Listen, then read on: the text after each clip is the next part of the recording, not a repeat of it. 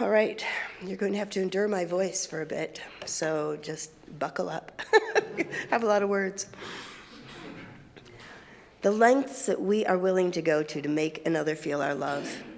And it is a good reminder that if we are very lucky, we may find someone who will go to great lengths to communicate and live into that love. I imagine many of you are familiar with the different types of love and their expressions. But just to bring us all into the same circle, I'll review them with you. And this is another one of those lists that you think you have 5, and then it's 7, and then it's 10, and then you stop scrolling. So these are the types of love that I used to teach about when I taught communications. Eros, love of the body. Physical attraction, it's where we get the word erotic. Philia, affectionate love like you would feel for a family member. Storge, unconditional love for a child. Agape, selfless love. This may be the most familiar word for love, but possibly the least understood. Ludus, playful love, generally love without a commitment. Pragma, long-lasting love. This is the love of long-term relationships that have undergone tests and come through them.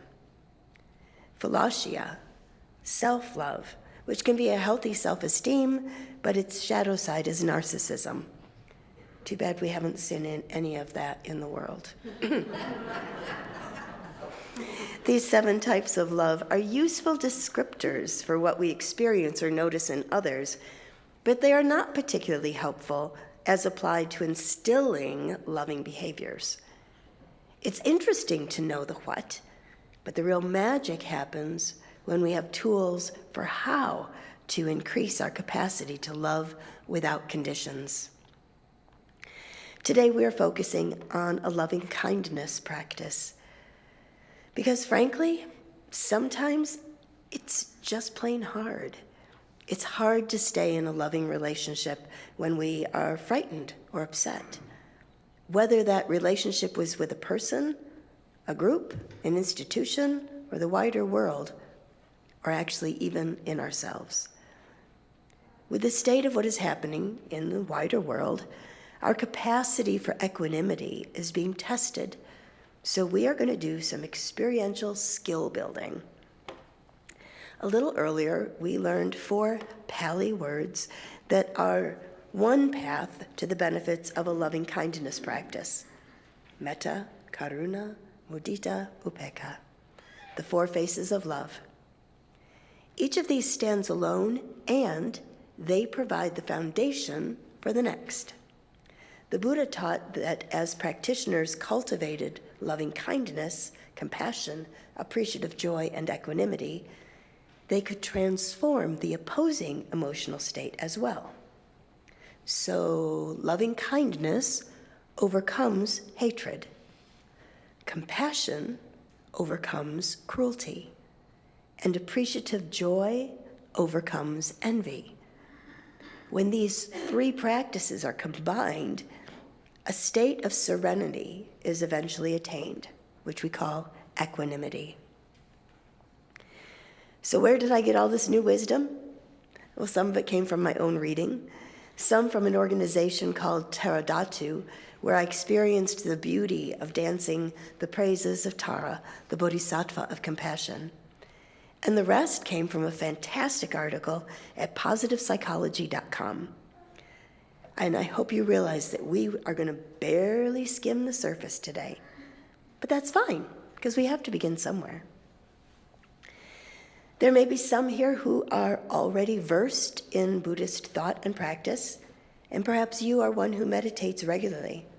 If that's you, I hope you will help to hold the rim of this circle that we are creating together as we engage in loving kindness.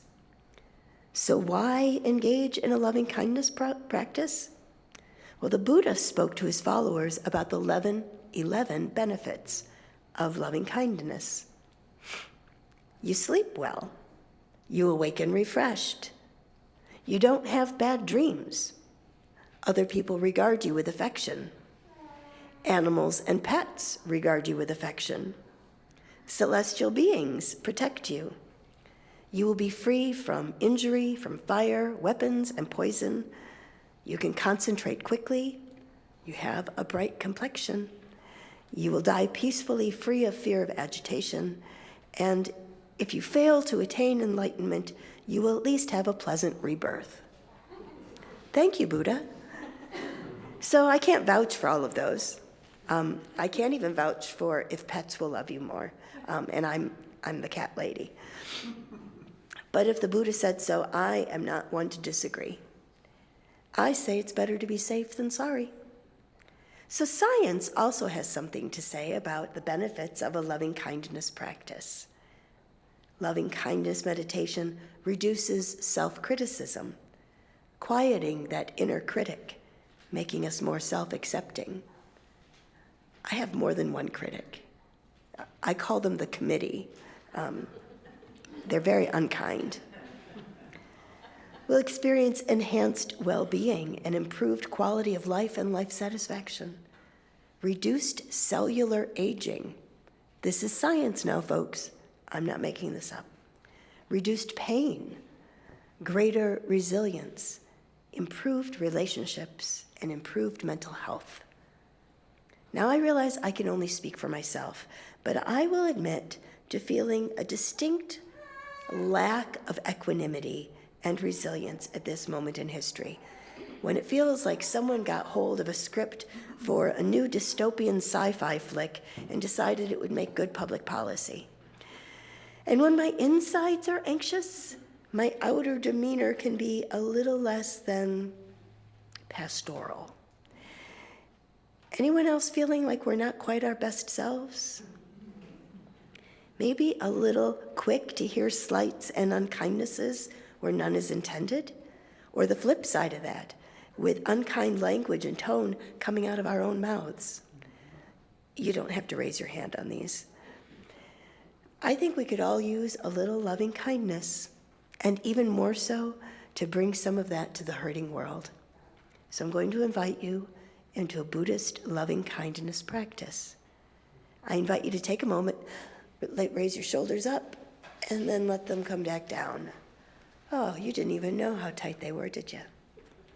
Settle in, breathe. If you want to close your eyes, you certainly may. Maybe soften your gaze.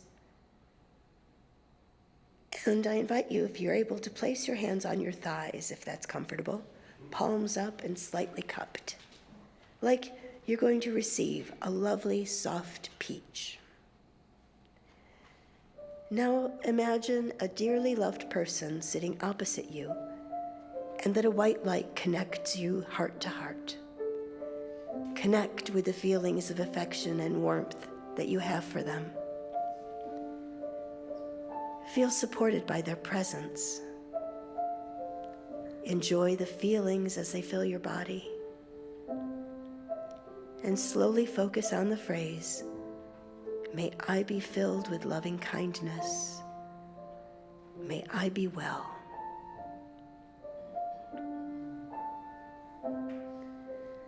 Still feeling connected to your friend by that white light that connects you heart to heart, send your warm feelings to them. May you be filled with loving kindness. May you be well.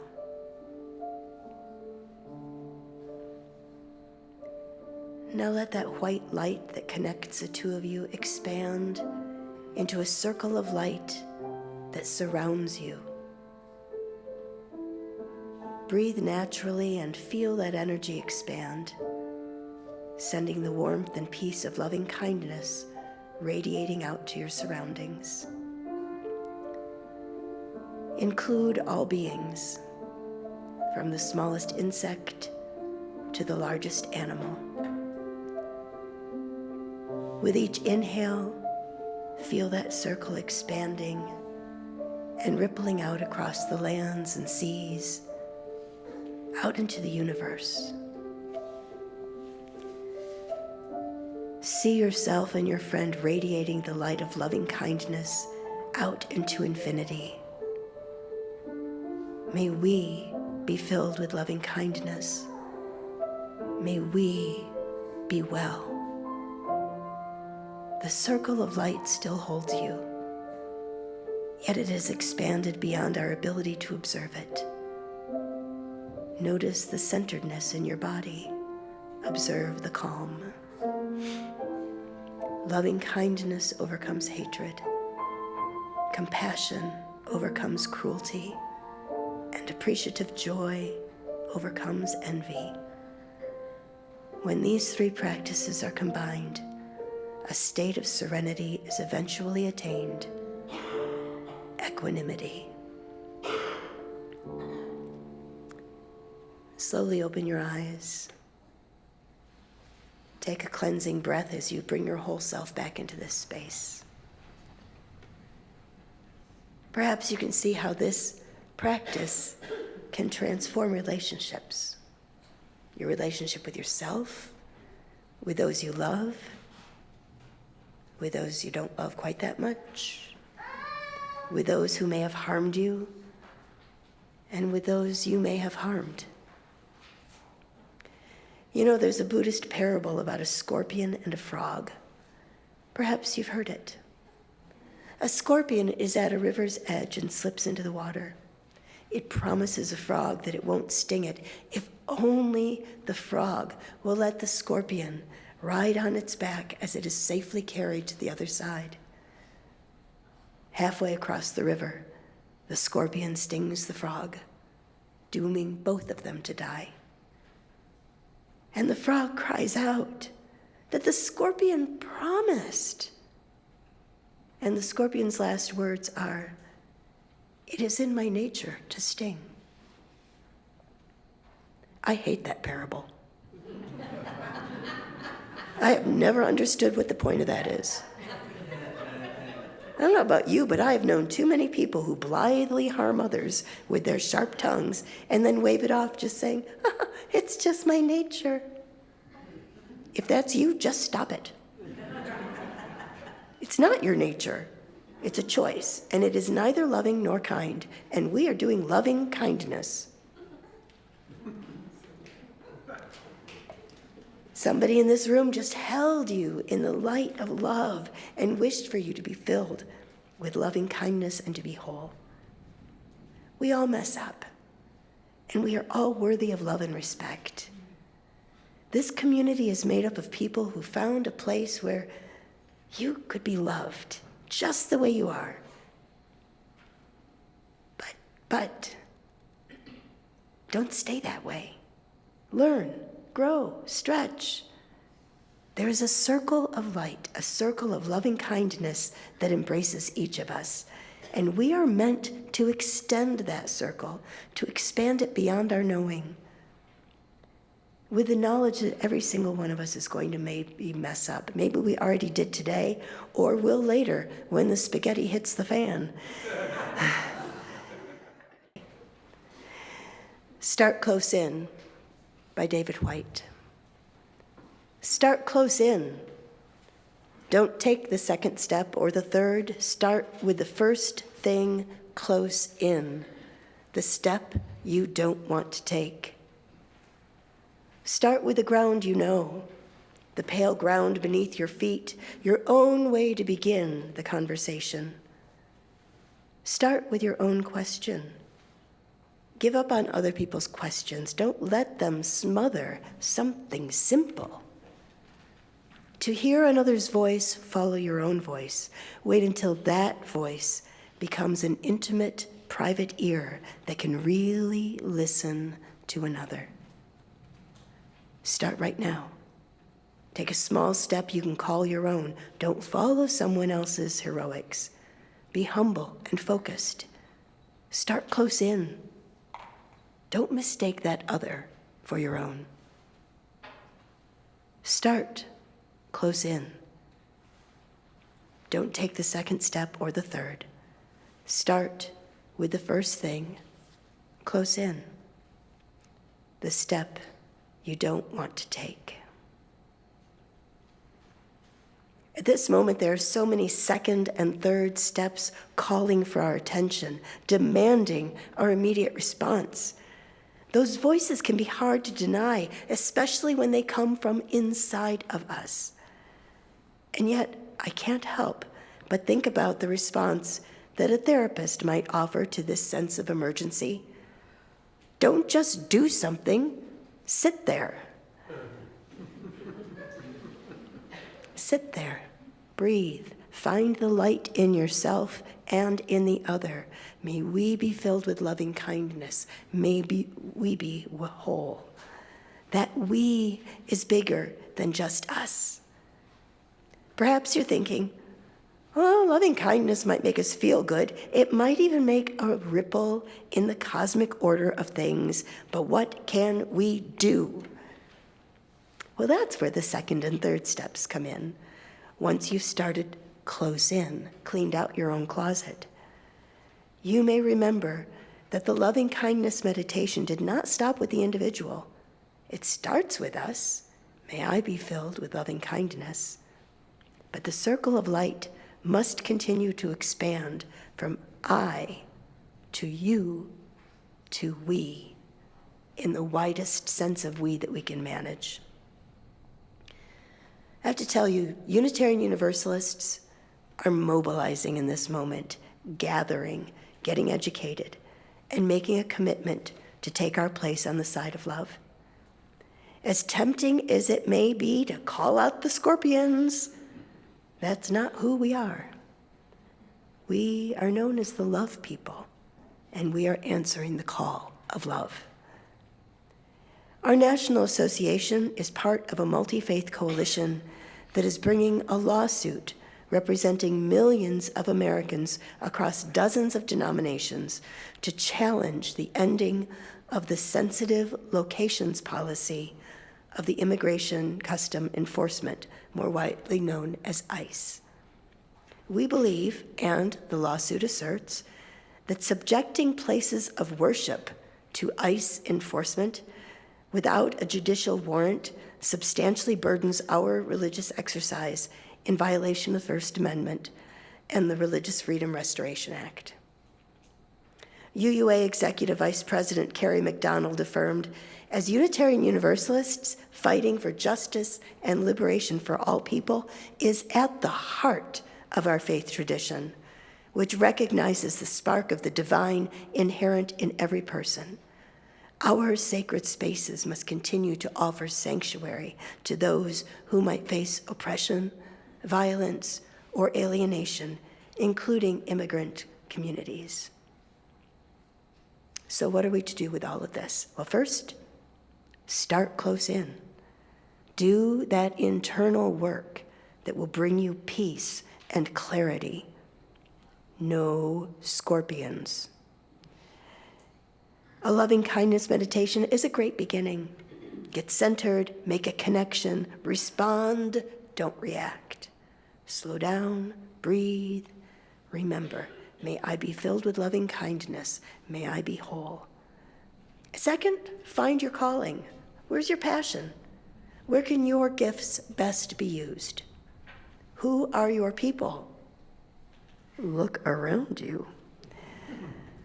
Not everyone is going to be called to march, to demonstrate. Okay, slow down, breathe. Did I mention a loving kindness meditation? May you be filled with loving kindness. May you be well. May you be whole. Third, pace yourself. We need to be prepared for the long haul. Don't spread yourself too thin. I see you. Rest, resist, rinse, repeat. Slow down, breathe. When in doubt, you might consider a loving kindness meditation. May we be filled with loving kindness. May we be well. May we be whole. Slow down. Take a small step that you can call your own and stick together. We are always better together. Kathy, come and remind us how it's done.